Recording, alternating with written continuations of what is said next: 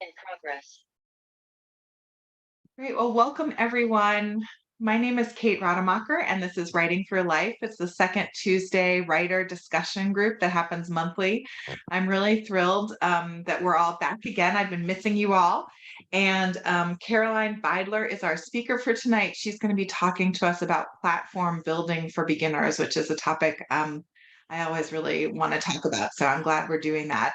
And I'll introduce Caroline in just a minute. But before I do that, just a couple things about logistics. We are recording the session and we'll post it online afterward.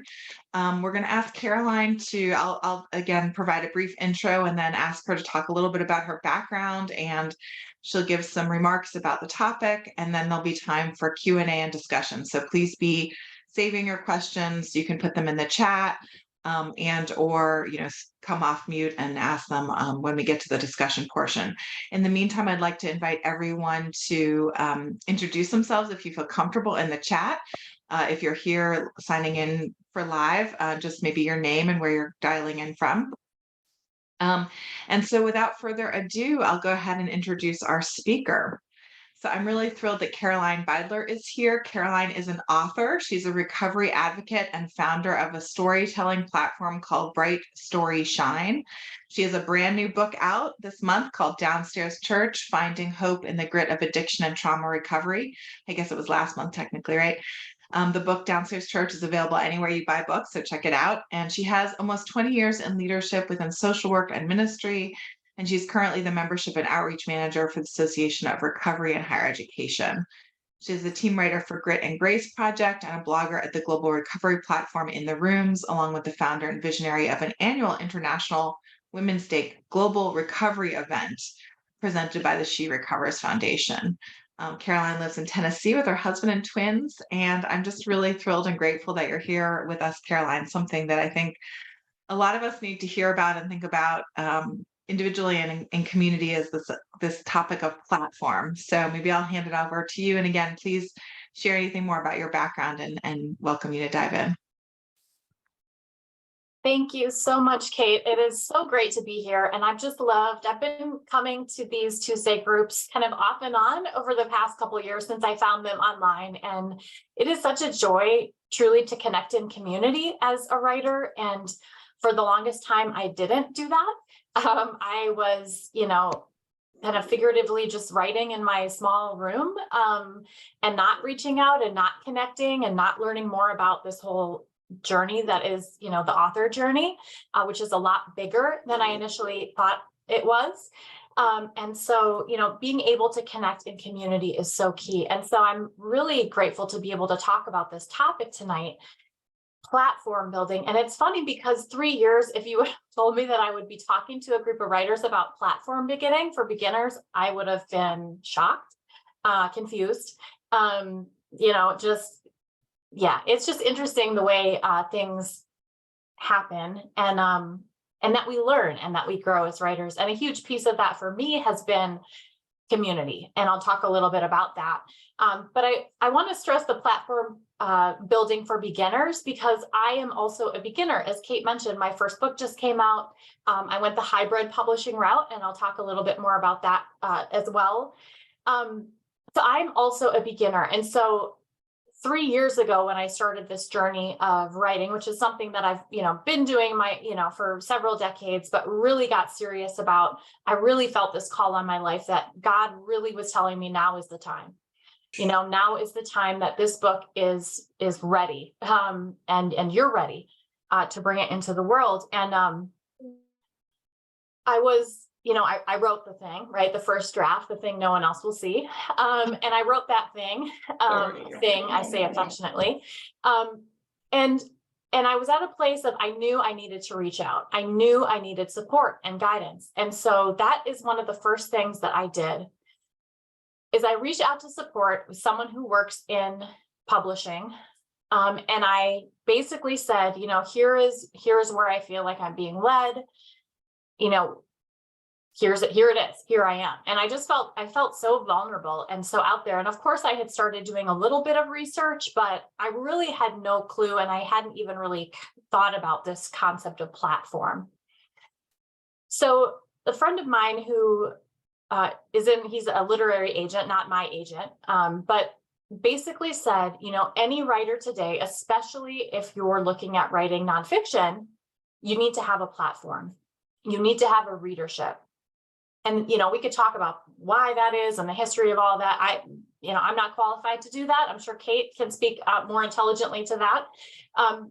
But what I can say is from that point on, I knew that if I was serious about this, and if I really believed that God wanted me all in the author journey, that there were some things that I was going to need to do that involved more than just my love and my passion, which is writing and the creative process, that there was more involved in the author journey. And so I started hearing about this thing called platform. And at first I was absolutely terrified. This person was like, do you have an email list? And I was like, I have a Gmail account. I've been out of the workforce for a couple of years. At that point, I was a stay-at-home mom. No, I didn't have an email list. What is that? I have no clue. And so really, as a beginner, I started to, learn about these different things. And this person, I have this book right here, guided me towards a book called Building a Story Brand. Now, I don't know if you all hate the word brand as much as I do. I do. I don't like the word. However, this book, Building a Story Brand, helped me to start to reshape how I was looking at this concept of platform. Because at first, when I started thinking about it and researching on my own, Google research, I don't know, y'all do it. In my mind, platform was equivalent to social media.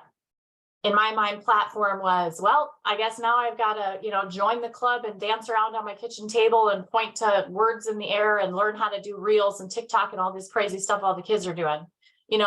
At first, that is what I thought. And then I started to think and learn more about this concept of, and I'm just not going to use the word brand because I just don't like that. To me, it sounds like customer, which isn't what I connect my readers. I don't connect those two things. But in the book, Donald Miller talks about our reader and really the ultimate purpose of what we're doing. And it helped me to kind of rethink about my own motivation and purpose and how I see the reader and my writing in general, and I think I moved from this place of, and at the time, in my mind, it was like, well, I'm doing this for others. I want to help people. I want to be of service. But ultimately, the story was still about me. It was still about me. And thinking more about story as a bigger picture of actually the story is my reader's story. It's how can I connect with the reader? What can I bring to the reader that's of value? And so this book was really helpful. Again, it's Building a Story Brand, and I would be happy to, send out some resources and links after. But that really helped me to connect with the idea that the story that I'm telling, I need to connect it with what the reader, with what they need, with what they feel, with what they experience, and in an authentic way. And where those things meet can somehow miraculously be a piece of, that word platform, which feels so like elusive and mysterious, like it's this thing, out there that we can't build, but we can. And so I started, again, rethinking. And he said email lists, and it's like, email lists. Okay.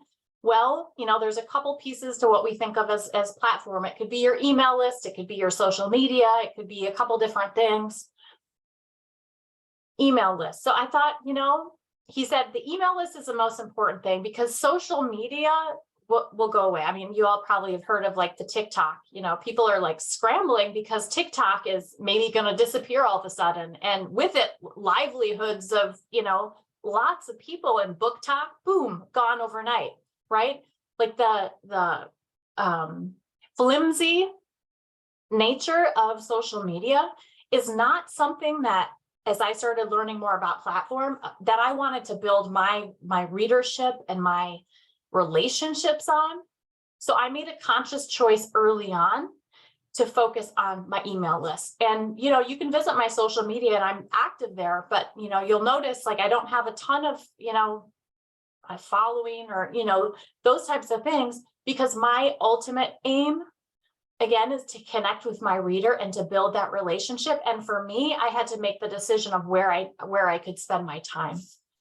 And so for a beginner, that was really helpful for me to look at, because, early on it was like, well, I need to learn how to do reels, and I need to, get an email platform. I don't even know what to call it, this, where you hold your email lists.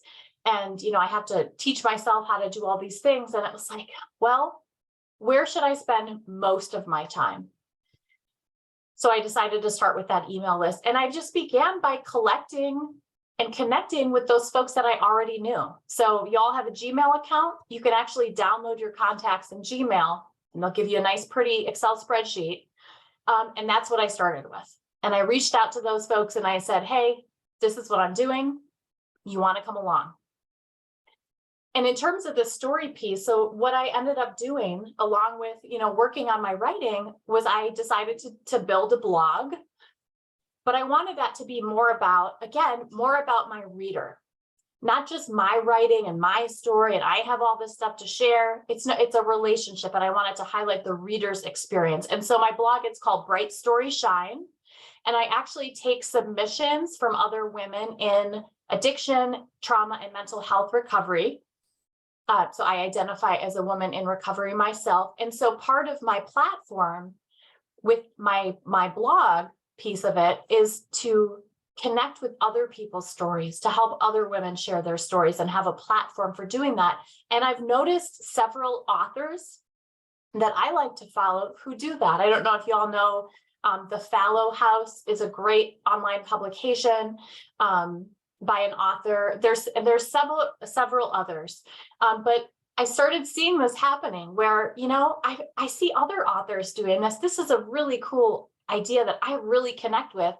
And especially in the recovery space where I like to talk about and work in, it's a great opportunity to elevate other women's stories. And then I'm able to build that relationship. It's not just about me sharing what I have in my words, but it's about helping to elevate other people's words as well. And I'm going kind of back to I have a list. I'm a list person, you all. So starting with that email list, and that's really where I started, with folks that I knew, with family members, people I had worked with, and I just really combed through, I had files on my computer from different things, and I just combed through these lists, trying to find folks and connecting with them, and letting them know what I was up to, and giving them the option to be able to connect. Now, I use ConvertKit for my email subscriber list. It's a hosting platform. So I recommend, it was a pretty simple one for me to teach myself. I say that and kind of chuckle to myself, even saying that out loud. Pretty simple for me is still really hard. So I watched a lot of YouTube videos and tutorials on how to use this email subscriber list. Interesting process, but I encourage anyone, if you're looking at trying to build your email list, having that place where you can host emails and send emails from is really, really helpful. So along the way, as I'm building and I'm doing, the blog, I wish I could play, well, you all probably don't wish, because I wish I could play a couple of my early videos. So I was kind of like, not really cataloging, but almost like a video journal. Vlogging, I guess, is the word that people use. VLOG, vlogging, all these new words. Can't keep up with them. But I was kind of documenting, yes, ConvertKit. I was documenting my journey. And some of these early videos, I mean, it's just like I had family kind of reaching out, like, what are you doing? Then folks were like, yeah, this is pretty cool. All of a sudden it's like Caroline's on social media talking about, recovery stuff and the writing piece. And so I didn't want it to be a surprise to anyone 2 years down the road when I was like, oh, hey, pre-orders up for my book, right? I wanted to invite folks into that experience. And that has been so rewarding. And that was something that I had read on a list of, the top 10 things authors should do, right? Like, don't just all of a sudden one night say, I'm writing a book and it's out. Take everyone on a journey with you. We all want to be a part of each other's stories, right? And again, it goes down to this relationship piece. When I connect with folks, like, I care about their story. I care about, when a friend of mine is pregnant and expecting, I want to see that from those like first baby, those first ultrasound shots to, all the way through, right? All the way through to the big bang at the end. Like, I want to go on that journey with them, and that's kind of like the process of building our platform. We can do that with the book writing, and we can do that with the platform building too. We can do that with the platform building. So letting people into the journey, and it can be clunky, and it can be humorous, but it's real. And I think that's what people really want to see. I mean, I think about either on social media, or maybe it's a Substack, letter that I subscribe to, whatever it is, the stuff that I connect with the most is always the real. And for me, specifically, like the vulnerable and uncomfortable. I like people to get real quick. And it might be part of my recovery background, because that happens in recovery spaces. But I just appreciate that. And so bringing people along on the journey, and even if it's like, hey, I'm doing this thing, and I've got an email list, we got 10 people on the list, here, cheers for the 10 people, whatever it is, bring people along. Now, another like little tool and trick, I'm going to throw out some like little tricks that I found along the way. Again, as a beginner, right? I'm not a professional author. I'm a twin mom. I'm a social worker. I've done like policy work, and now I have a book. But I'm not a marketer. Okay. I've self-taught myself a lot.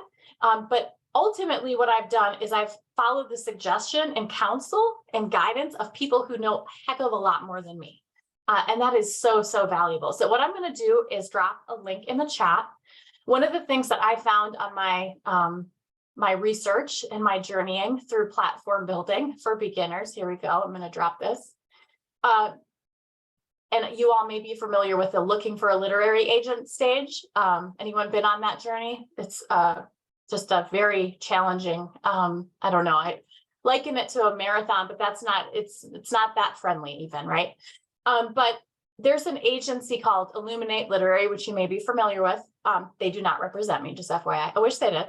But I have a lovely rejection letter from them. But one of the things I learned from Illuminate Literary is they have an incredible proposal template on their website for anyone to download, because they want folks who apply or submit, query them to have like what they're looking for in terms of a nonfiction proposal.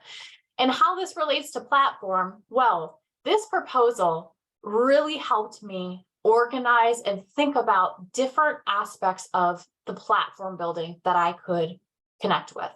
I had a friend actually recently say that someone described her as like an octopus, right? She had all these arms, and like on each of the end of the arms was a plate. And for me, that's how I feel like this is with platform and with building a readership, building relationships with people. And so I'm not going to go specifically through this template now. You're welcome to do that, but it just walks through a couple different things, of course, with the proposal format, which I'm sure you all have, are familiar with. But specifically around platform and built-in audience, there's a section, and it really helped me think about, for me, what does that look like? Who are those people that I have already in my inner circle?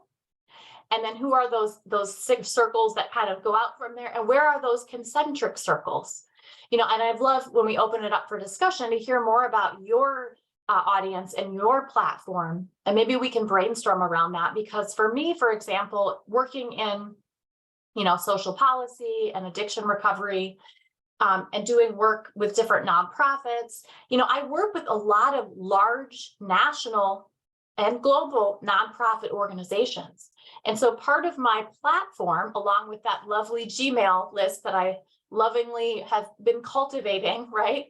I have folks that connect with other organizations or ministries that care about similar work. And so part of my developing my own platform has been cultivating relationships with other folks. And it's been very important to me as in saying that, and part of, I think, and I'm going to get uncomfortable for you all here, okay?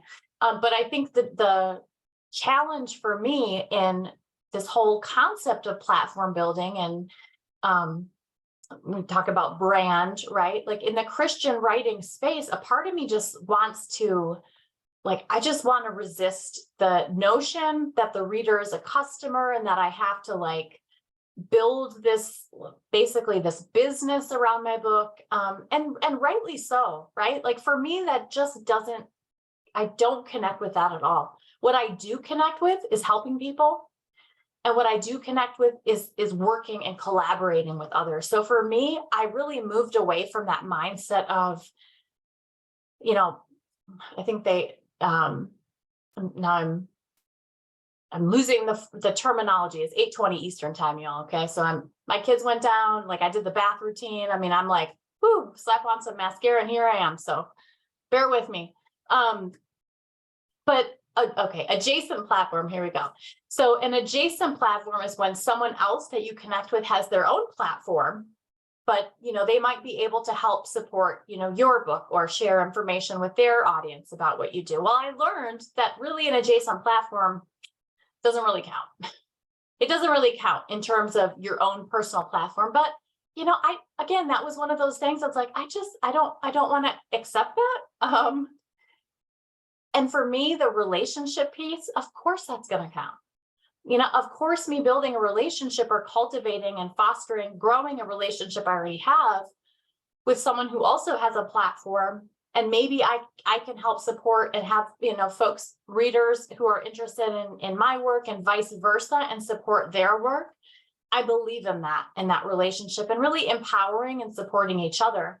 And so I really have put a lot of emphasis and focus on those adjacent kind of platform opportunities. And that has really helped grow my own readership, because there's a lot of folks, when we have intersecting interests and areas, that can connect, with what I've done, in terms of, the writing piece and the other types of offerings that I have, which I can talk about here in just a minute. The other thing that's been interesting for me and a little rocky has been, trying different things. And so, trying different things until something sticks, right? So early on, I started groups, women's support groups, online, virtual, and this is like COVID era, right? So this is virtual space and Zoom. Everyone was it was all we had, right? So we were hanging on for dear life to our computer screens. But I started groups based on a therapy model called Seeking Safety. And so I did the training, and I was, able to do the training. And I thought, wow, this is really going to take off. This is so needed right now. And I had like 3 people show up, and I put all this work into it. And it was it just felt just discouraging, and I just was like, God, am I supposed to do this? And, so I did that for a little bit. And then I realized, well, maybe there's a better use of my time. If my audience, if my readership, if folks that I'm connecting with aren't interested in this, that's communicating to me this isn't meeting a need that they currently have. And, so I went back to the drawing board. And interestingly, when I reached out to connect with other people, something happened around an idea that I had for an event. And Kate mentioned, so this past International Women's Day was our 2nd annual International Women's Recovery event to highlight women's voices and women's stories in addiction recovery and recovery advocacy. And it's been a global partnership with organizations all over the world. This last year, it was the first year it was live translated in several languages, and just really kind of exploded, right? And it wasn't just about me, and it wasn't just about building up my platform for my book. It was about a bigger idea. And it was truly about the reader. And it was like the rest of it, the book and like all of it, didn't matter. And what mattered was this mission, this ultimate goal of bringing women together and sharing stories. And so that, in terms of platform development, has been really successful. But I think more than that, it's helped me cultivate and foster relationships where I am getting emails every single day from people who are now on my email list, who I am learning, what they do, what they care about, the work they're doing in their community. I've met other people writing books. One of the latest things I've done with my book launch is connected with other authors, other women writers in recovery. And we share and connect around, our books and our experience. So again, elevating other women's stories through the process of my own story being told and my own book has been really, really helpful. The other really helpful thing that I have focused on, and so I mentioned trying things until something sticks. I tried a lot within a span of about a year or so to see what stuck. And I'm grateful that has, and I'm actually going to be expanding that event, hopefully soon. And so I'm always trying to continually think about, how I can continue to bring new things to my audience and to my readership and to the women that I care about, specifically women. So I just popped another link in the chat. So maybe I'll share or actually, can I share my screen? Do I have access to do that? Let me give you permission. Hold on. Okay. Or I have it up too, so I can share it. Okay. Let's see. Yeah, that's great. It's just my website. I just want to show you all. So you can go to, if you click on that link, it will take you to my website and it'll take you to a free chapter download actually of my book. So when Kate has it up there, you can, here we go. Or you can click on the link in the chat and see it for yourself. So here's my website. You can put your email address in there and get a free chapter of my book. And so what I learned in marketing terminology is, I believe it's called an incentive or an offering, something like that, right? Something in exchange for connecting on my favorite platform development area, which is my email list. And so if you go on my website, lead magnet, there you go. Perfect. So if you go to my website, I have several of these throughout. And again, I've tried some things. I've tried, hopefully I've taken it off the website, but I think early on I had a resilience centered webinar series that I recorded myself in my dining room. And it was like, it was bad, you all, okay? It was bad. The content was good, the delivery and just like, you know what I'm saying, but maybe it was all right. Maybe it was good. Maybe people connected with it. Either way, it's hopefully down now. But I've tried a couple different things. And my suggestion is if you don't have something like this, create something. So you can pop that off whenever you'd like to. So again, I have a couple of different ones. Of course, if you all would like a free chapter of my book, please do it. This is a great opportunity for platform development because I'm connecting with a new audience.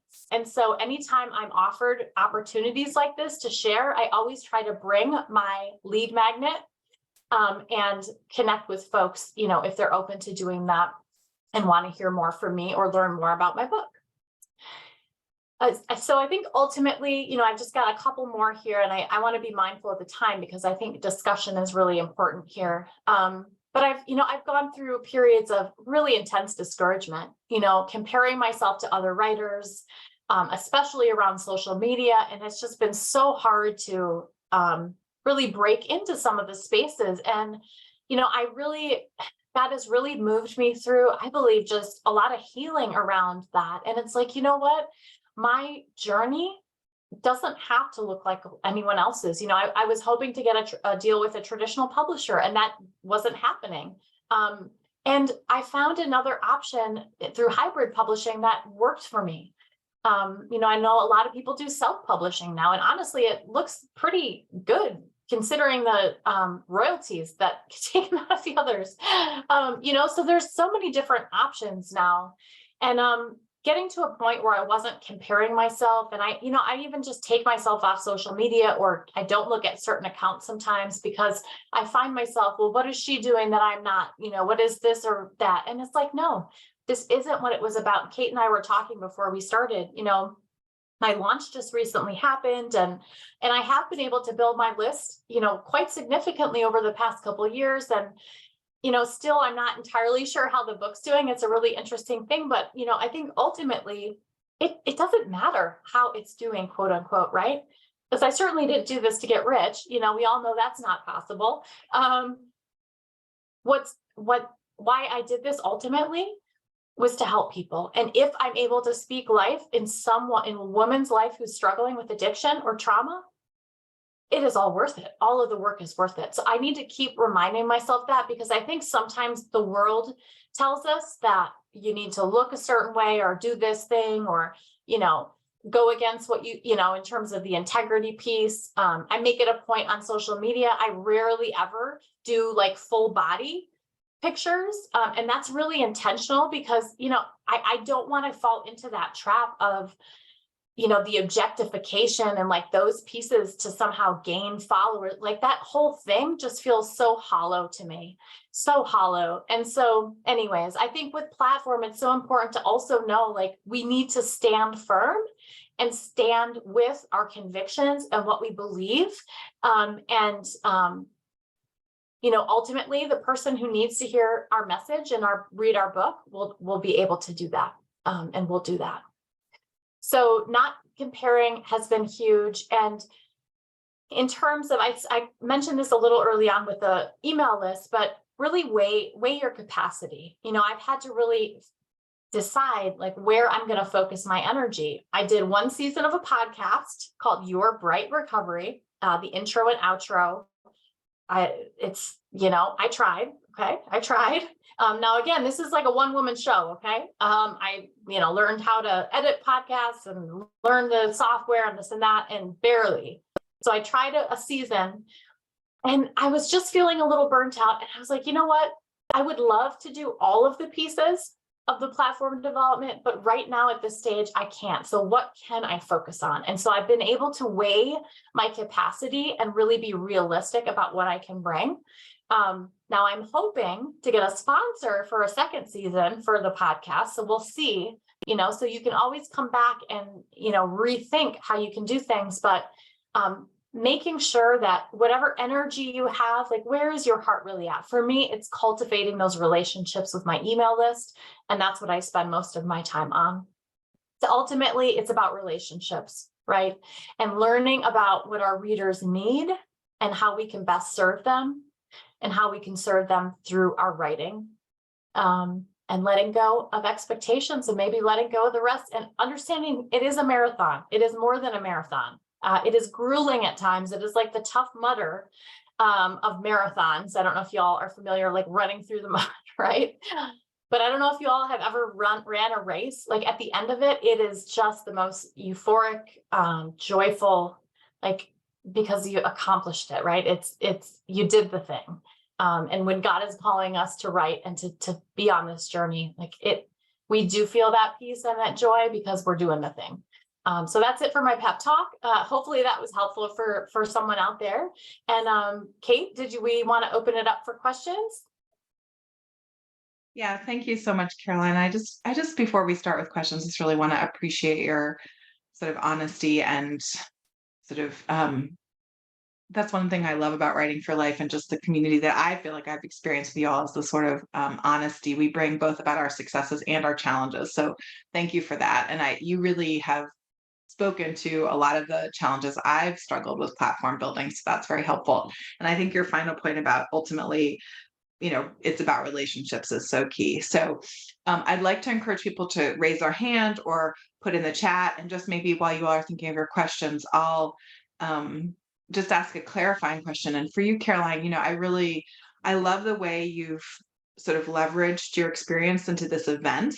And so I'm curious now that you've published your book, do you think that that will change your sort of the way you are positioned as a speaker? Do you think this sort of book will give you an extra gravitas or a level of expertise or not? And then I'll also say that someone put in the chat a question about, can you tell us more about the hybrid publishing path and that option? Thank you. Yeah, absolutely. So do you mean speaker in terms of other events or at this specific event? One, I guess, one way I guess I'm thinking about it is, what's the point of all this? Is it to drive book sales, or is it to help, and one of the ways that I think a book can help us is to grow our sense of gravitas and expertise in the world. So I'm just curious, if it'll help you, maybe not with this event, but with other speaking events. Is that one of your goals? Yeah, I think I really had to let go of all of those goals on the just being fully transparent on the personal end of things, because I really kind of came to a place of, what is my ultimate motivation? Is it to get speaking gigs? Is it to sell books and units? Like what is it? And ultimately, my goal is really about elevating and highlighting women's stories in recovery, because there are so many areas where women lack access to basic addiction treatment and recovery support services on a global scale. And so I have my advocacy. It's all for me, the lens is through advocacy. And when we can share stories, we break down stigma. So you'll know in my book, here's a shameless plug, Downstairs Church. There we go. It's taking away from the title. I love the color, by the way. Morgan James did a great job with that. But in terms of my book, I talk about this concept of stigma and how it prevents people from getting help. And so research shows actually the more people are connected with a personal story of recovery, the amount of stigma that's perceived, whether it's out there or internally, is decreased, which is an amazing thing. So having a book can actually help reduce stigma. And so in my mind, I have a couple different hats, but it's truly about helping people and helping raise awareness about this issue. But since the book came out, I've had several speaking, I'm doing a keynote talk. I just was in Nashville. I have people asking, someone just emailed about leading a retreat, a women's, retreat. And so it's interesting how all of a sudden that's just kind of coming out of the woodwork, which that wasn't my intent. And to be quite honest with you, I guess I'm being very honest with y'all tonight. I don't consider myself a public speaker, or at least I don't enjoy public speaking. Anyone else raise your hand there? I'm a writer. That means I like to be alone in my office writing. But part of the calling is that uncomfortable, pulling us out of our offices and from behind our computers, because we've been given the words, and not just the words through, the computer screen. We can also speak those words. And I've received feedback about that. And it's kind of shocking, honestly. Like, wow, I was really moved by your share. Wow, you're a really good speaker. I really connect with you. I'm like, really? I think I'm the most awkward person I know, but great. I'm glad someone connected with that. So I know that's a roundabout answer to your question, but yeah. That's really helpful. And just a reminder, someone asked about the hybrid publishing process. Can you talk a little bit about that? Sure. Yeah. So I went with Morgan James Faith. Morgan James has a faith imprint. Morgan James was the first hybrid publisher. And so it required a financial investment on my end. And then they took care of pretty much everything in terms of, cover, getting the number, doing all the things. So it was, I really enjoyed working with them. I think for, a new author, it's a great opportunity, especially if you have opportunities for speaking and other places where you can help, share your message and get your book out there. So question, I do not do Twitter. I've tried. I think I've tweeted like once and kind of freaked out and then canceled my Twitter account. I don't know. I call it Tweeter. So I have Facebook and I have Instagram, even LinkedIn. I'm like, no, are you serious? We're doing LinkedIn now, everyone? Like, I can't do it. Snapchat, whatever. Like, I just can't. So I'm on Facebook and I'm on Instagram. If you Twitter, if you do anything else, dance around on TikTok, I am not there. I tried. And it is not happening for me. So again, it's about, for me, like balancing that capacity and where can I really show up. And interestingly, because I'm in my 40s and most of my audience is in kind of a demographic that kind of bookends me, we are the Facebook generation. So most of my folks are on Facebook. So I try to spend a lot of time there. But, still trying to connect with Instagram. But again, yeah, balancing out where I can spend my time. So I feel like, again, and this is, my opinion, but where can we show up, realistically? And I think that's where we can focus our time. And where are our readers? Where are the folks that we connect with? I really like that. Where can we show up? I mean, I think focusing your energy makes a lot of sense. Are there others that want to come off mute and ask a question or make a comment?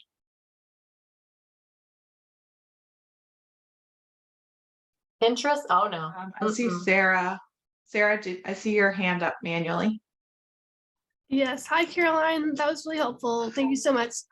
I kind of have a comment and then a question.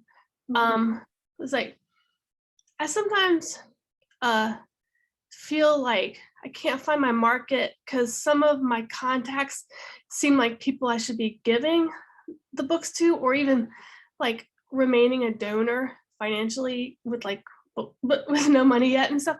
I was just wondering if you've considered trying to find like corporate donations and then giving the books for free or something. Mhm. Yeah, that's a great suggestion. And I love that. And it's beautiful to hear other writers talk about that. And I connect with that a lot because a lot of my audience also, and that actually might be why traditional publishers were like, well, we don't know if she's actually going to sell, with her readers want to buy or be able to buy her books. So I get that. And I've given away, and I plan to continue to do that. And I say, like, if finances are a barrier, I will give you a free digital copy and also email. And I think we need to balance that out as writers, and think back to what is our mission. And I think, for me, it is 100% worth it if I can get it in someone's hands. And yes, that might be $5 or whatever it is that I'm not getting. But, for me, that's worth it. And, a lot of folks say, and in the research that I've done, being able to share, especially if you have a first book out there, and do that as much as you can. And that continues to build relationships with folks too. So that's helpful. But in terms of the corporate sponsorship, I'm actually exploring that for my podcast. I don't know much about that in terms of having folks buy bulk books and then sending them out, but I would definitely be interested in learning more. So if you want to send me an email and connect, I would love to learn how you're doing that.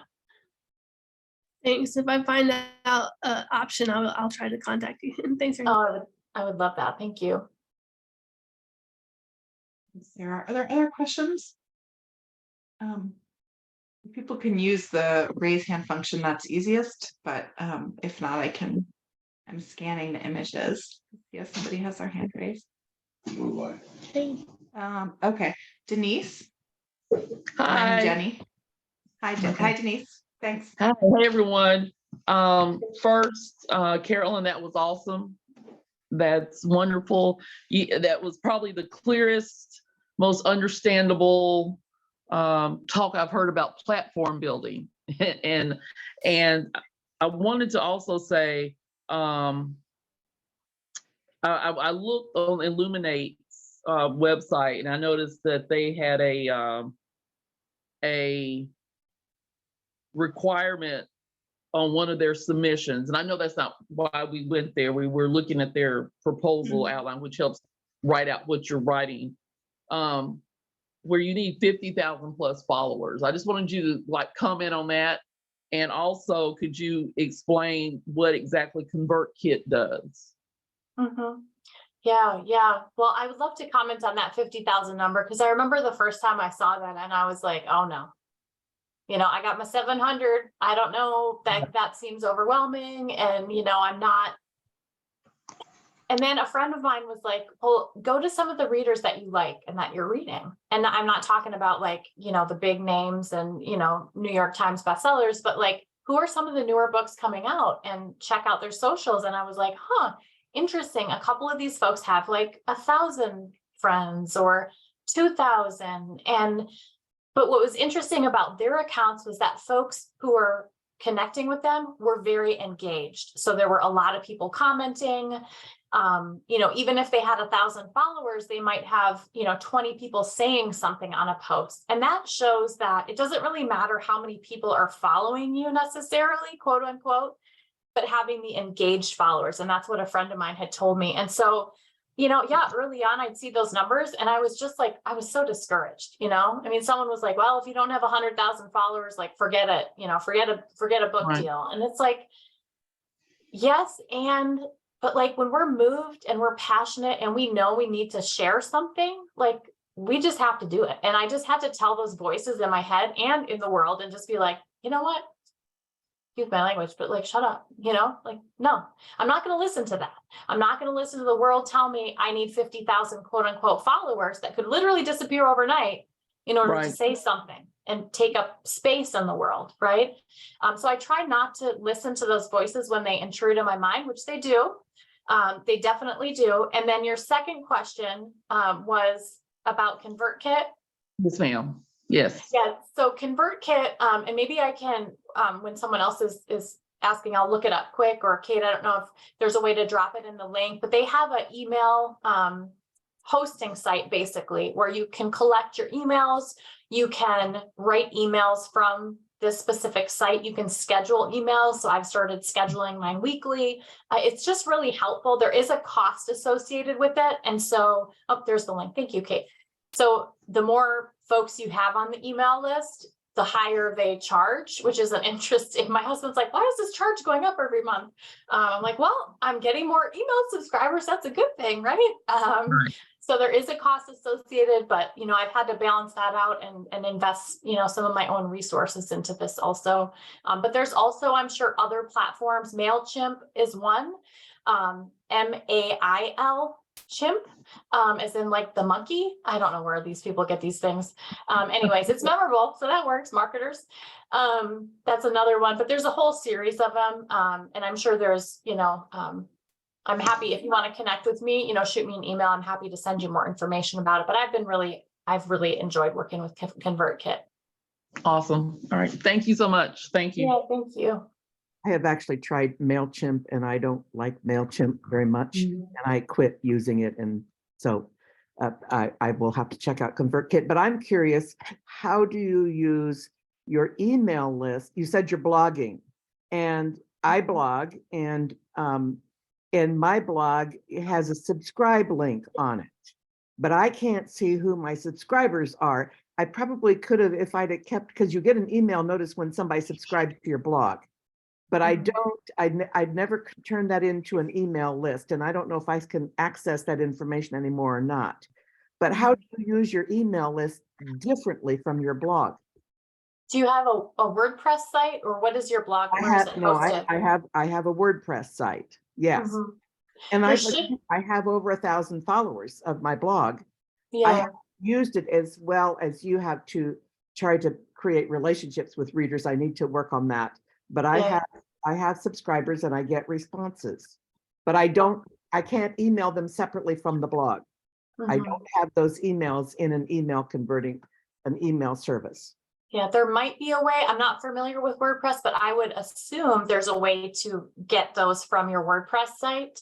And so maybe it's just in terms of looking up. I have a lot of success when I'm doing my own, Google research on going on YouTube, because there's a lot of tutorials. So you might even be able to type in how to access emails from my WordPress blog, and boom, you might have a video tutorial come up.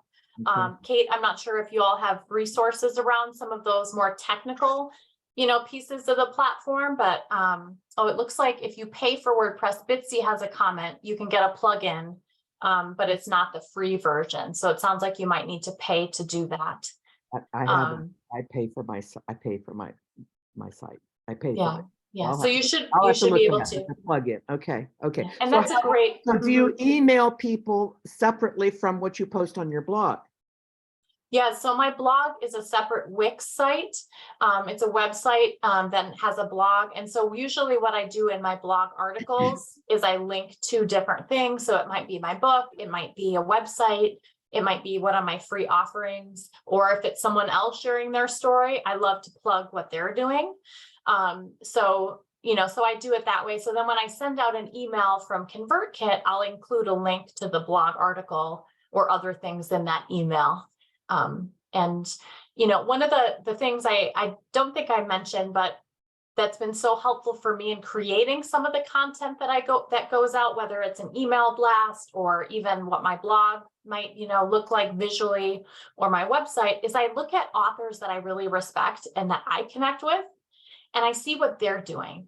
And so I love to sign up for I always sign up for authors newsletters and email lists, because I love to see what other people are doing. And it's like, wow, something comes through and I'm like, oh, I love how that looks visually, or I really connect with this. And like, maybe I'll try that, and I know some of these, bigger name authors and things, like they have whole teams working for them, like someone told me, like, do you think they actually even write their books? Like they pay people to do that, so when we're kind of, our own team, and we have our community around us, I think we need to kind of remember that too. Like, I think we're all doing really good in terms of cultivating our readership, in a sense. Let's see, how much time per week do you think you spend on all this?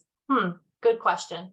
Less now, interestingly, just for other life reasons. And I do have a day job, if you can believe it. Less now, but usually an hour or so a day, or more. And then on the weekends, I spend some time as well. So I've had to cut back and scale back, since I started working again. But I do spend a significant amount of time. And when I first started really getting into this, it was a significant amount of time. I'll just say that. I don't know if I can quantify it. It was a lot, but worth it. Jenny and Vicky, it looks like there's two more hands. Yeah, let's let Jenny go first. I think she had her hand up first, and then Vicky. Okay. I appreciate all that you've shared and totally echo the uncomfortable feeling of platform building and like, why am I doing this, and wanting to just hide away. I wanted just to say two things. One is the person who asked about corporate sponsors, they're not going to do that if you're an individual. So you need to be a nonprofit corporation or something like that. So if you're just a private company of yourself, if you've made yourself a business, or if you're otherwise just a citizen, you're not going to get a corporate sponsor. But I did get a corporate sponsor for a book on migrant farm worker children years ago, because I could have them give the money to get that published to an organization. So I called up the Durham Whole Foods, this is about 20 something years ago, and explained the situation. I said, we need $30,000. It's with the American Academy of Pediatrics, but they won't pay for the publishing cost. I've got all the writing. And in a very short amount of time, they did. And we gave them a credit on the cover and on the inside. So if you can hook up with your church or something that it's got, it's got to be a not-for-profit corporation, then that is one way you can get a book paid for. Another way is to write a grant. But again, they're not going to give money just to you, unless it's for like a writing fellowship. So I wanted to just offer that out there. And then I paid for Facebook ads because Brian Elaine was saying to do that and everybody else said to do that. And I don't know what your experience is, but my experience is, all of a sudden I had like thousands of people that I could turn to the editor and say, look, thousands. And it would say they were engaged, but I know they weren't. And the people that wanted to join, my site, it's like, you aren't the people I'm looking for. I would go look at their own profiles and I'd be like, I don't agree with your politics. I can tell that you aren't going to like what I write. So I would just say beware of the Facebook ads, but if you need a quick turnaround, man, they will build your numbers like that. Yeah, that's really good feedback. Thank you for the feedback about the grant writing. And I honestly haven't had a lot of success. I haven't put a lot of money behind Facebook ads. I think the highest amount I've done is, like $50 or something like that. And to me, that felt like a lot to do in terms of the social media. So I haven't gone that route, but I'd be curious to see, maybe we can connect offline, what investment you put in and if it was worth it. Because we need to balance. It was only about that, to tell you the truth, a couple of times. Yeah. But it goes right back down when you quit. Right. It's like, how engaged is the audience? Yeah.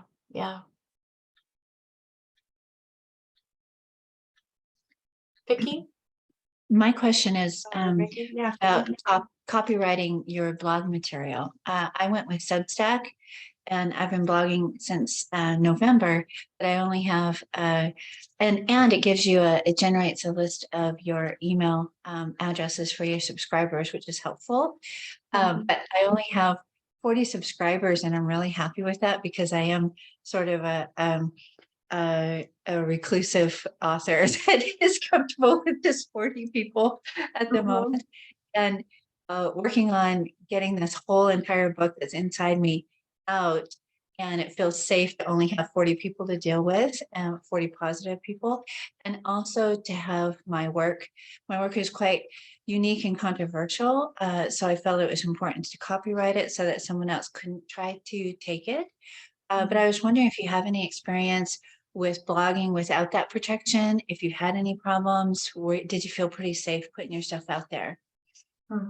Yeah, that's a good question. I mean, my content can be tough. And so it can be challenging. And I've worked through that, just some of my own, personal experience with trauma. And when we put our stories out there and we then don't have, I don't want to say control, but it's like out there now, floating around.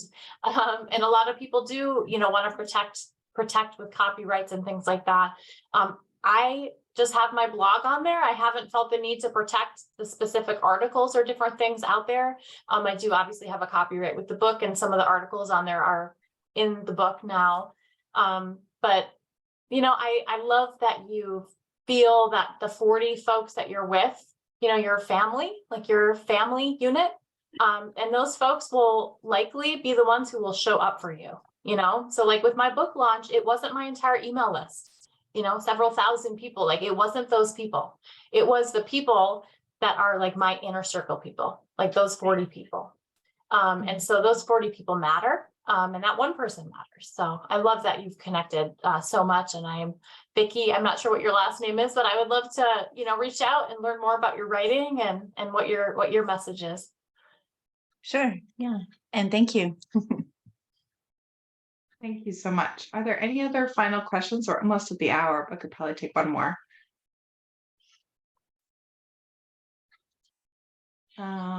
Denise, I see your hand. Let me just make sure that nobody else has. Okay, yeah, go ahead, Denise. I have a really quick one that's been sort of on my mind.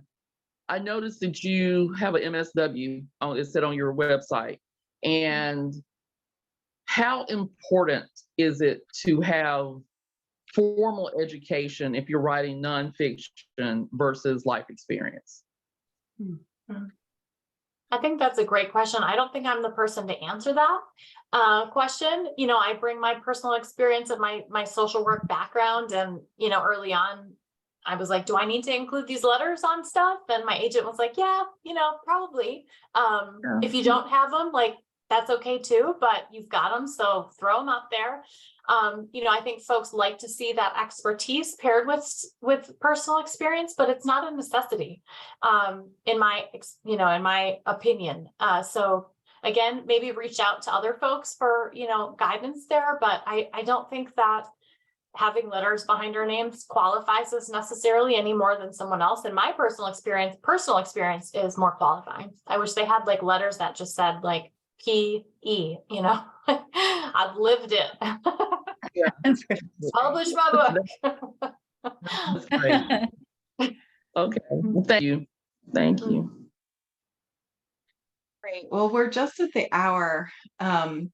And so I just want to say, Caroline, thank you so much again. I just really, again, find it so encouraging and helpful to be in these conversations with other writers who are struggling with some of the same issues. And as someone else said, the examples you gave of what's worked for you as well as what you've struggled with have been really helpful. So I want to encourage everyone to save the date for our next, for our next second Tuesdays. And I'm just going to pull up. I want to make sure it's Dorothy Wells, I believe. Yes, it's the Reverend Dr. Sandra Wells, and she's going to be speaking on the topic of exploring contemporary issues through a scriptural lens. I met Dorothy recently at the Writing for Life conference in Atlanta, and she's fabulous. I've been reading her blog since then. So encourage you all to come back the second Tuesday in May, which is May 9th at 8 p.m. again. And in the meantime, again, this recording will be available if you want to listen to it again or share it with your community. And Caroline, just thank you again for your time and your journey, and also the generosity of spirit of which you are writing and publishing and really trying to make a difference for other women experiencing the challenges of trauma and addiction. So blessings in your continued launch. And I think all of us here, or at least I'll volunteer myself, want to help you get the word out. So please let us know how we can be part of your broader community too. All right, Thank blessings, you. everyone. Have a great night and take care. Have fun with platform building. Good Bye. night. Good night.